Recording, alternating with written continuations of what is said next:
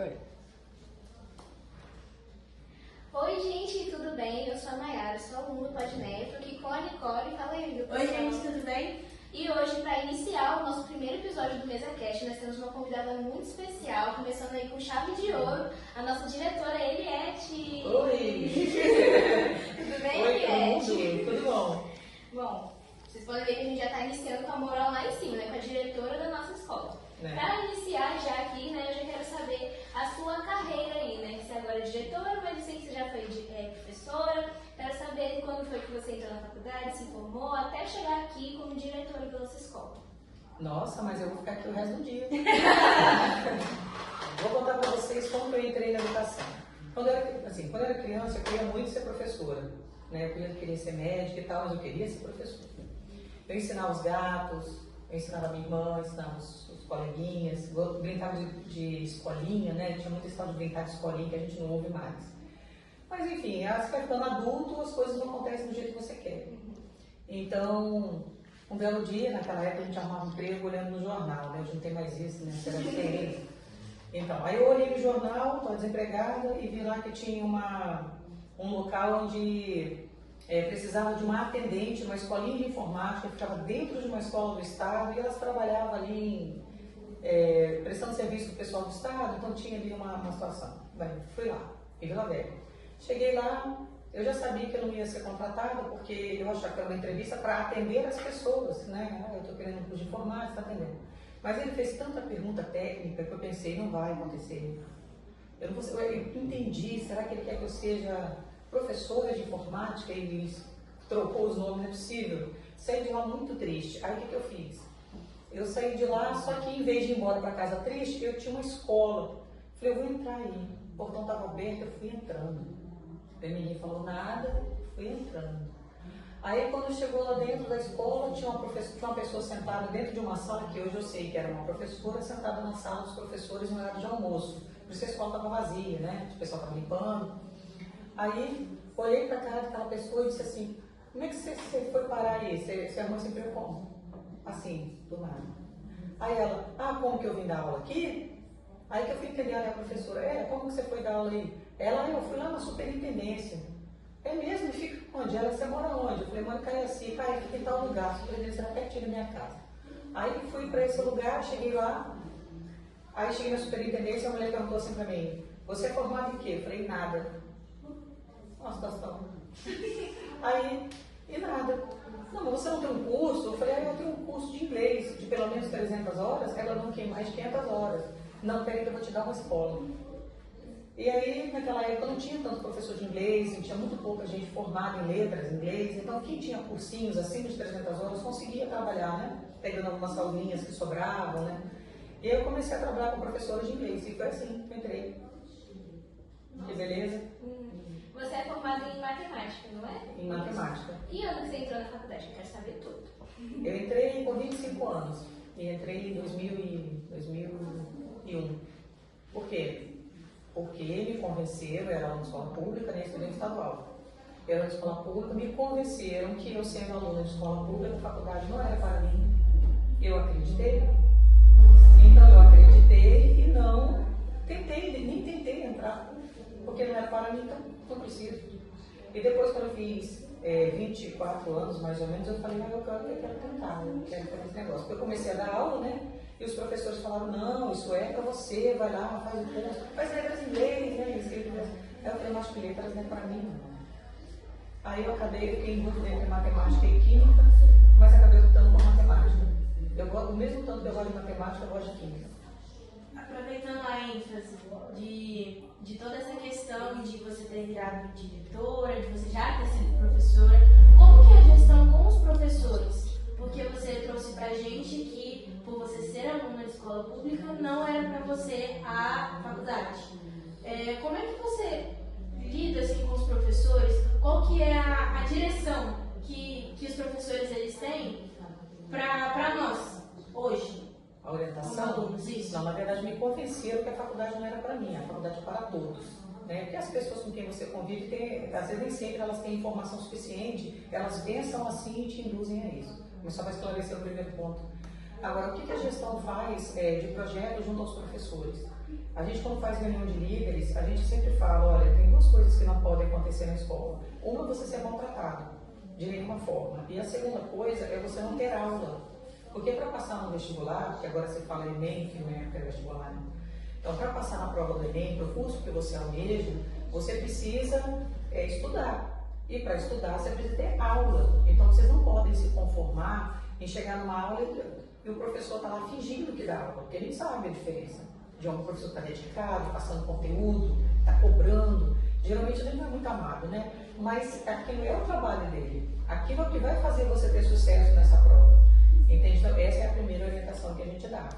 A gente também faz muitas formações com os professores para a questão de disciplina. Como lidar com a disciplina? Porque antigamente, como é que se fazia com o disciplinado? Coloca para fora, reprova, expulsa, grita com ele, xinga ele, diz que ele não vai ser ninguém na vida. E não pode ser assim, isso não funcionou não, isso não era bom para ninguém.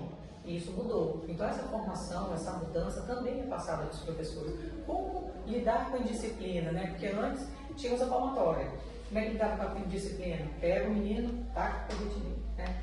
E agora, como é que eu falo para ele parar de fazer o que ele está fazendo, que vai atrapalhar ele próprio, sem dar a palmatória nele?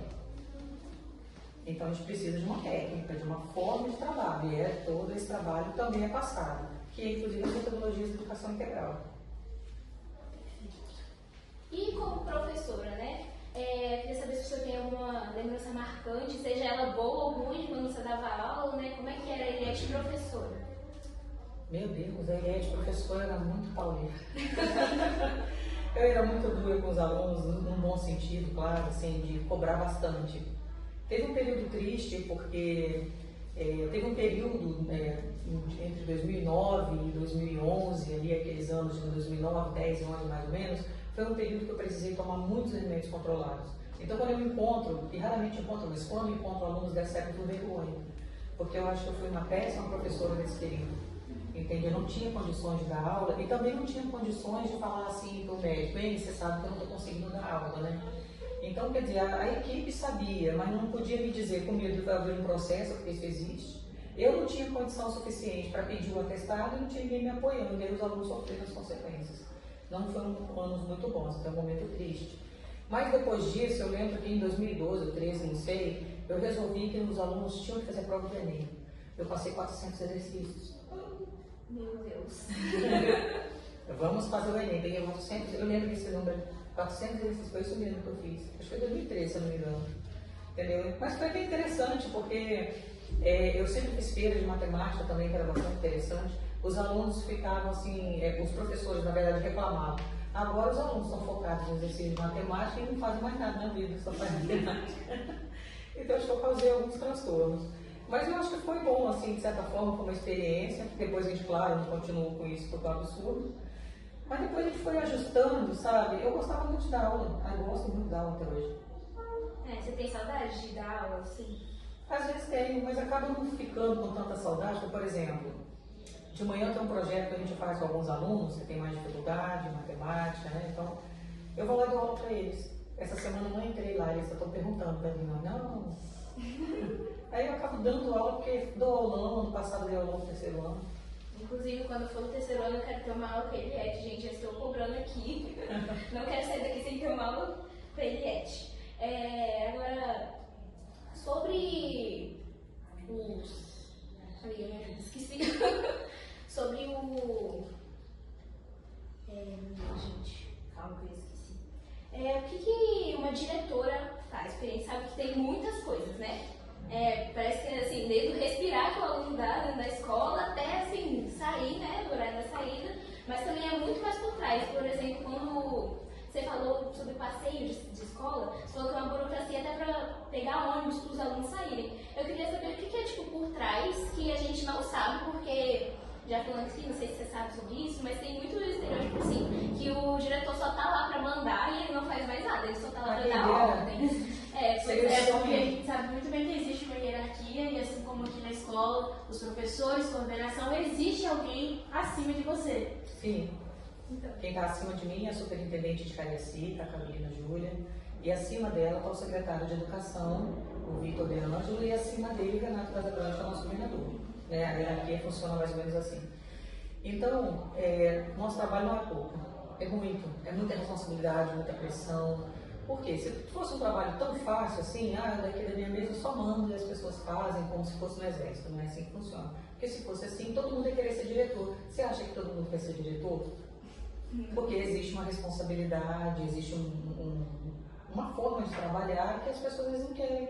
Né? Eu não quero me desgastar com esse tipo de trabalho, né? Tá bem dando aula e tá tudo bem.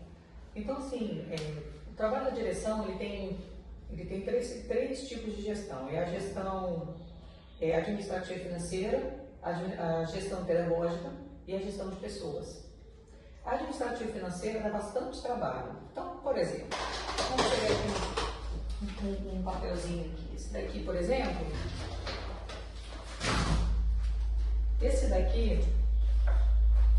esses papéis aqui, ó, dessa grossura, eles estão sendo montados.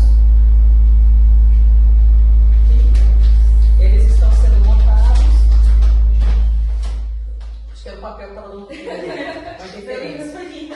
Até a mesa de som está assim, misericórdia, muito papel. Eu entendo mesa de som, é isso mesmo. Então, aquele papelzinho grosso, aquele bolinho, é um papel que eu junto da assessoria administrativa, né, a gente faz. Né? Como é que faz? A gente vai juntando os documentos. E é necessário, é burocrático e necessário. Né? A gente reclama da burocracia, mas infelizmente ela é necessária para ter respaldo legal para todo tipo de situação que vai acontecer. Então, aquele bolinho ali é para a contratação dos móveis que estão sendo colocados na secretaria. Eles que serão colocados na sala de gestão e na sala de coordenação. E não terminou ainda, a gente ainda continua colocando papéis ali, vai ficar um pouquinho mais grosso daqui a um tempo. Então, assim, é um trabalho que requer muita atenção, porque a gente pode receber um processo administrativo por ter gastado de maneira equivocada, de ter dado prejuízo ao erário, que é o Estado. Então, a gente recebe a verba pública e ela tem uma legislação em torno dela, que tem que ser cumprida. Então, a gente tem que estudar para conhecer a legislação, né? Muda a legislação, você tem que se atualizar. Então, assim, não é um trabalho simples. E é uma quantidade de documentos que às vezes você pede a pessoa assim, traz esse documento para mim, porque o documento não é seu, tem documentos que vêm de fora. Aí a pessoa não traz na data, você tem que anotar no papel que ela te deve, aquele papel que tem que ser colocado ali. Então é um trabalho que você está sempre mexendo. E não são só os móveis que estão sendo feitos, existem outras coisas acontecendo ao mesmo tempo. Então tem várias documentações em andamento.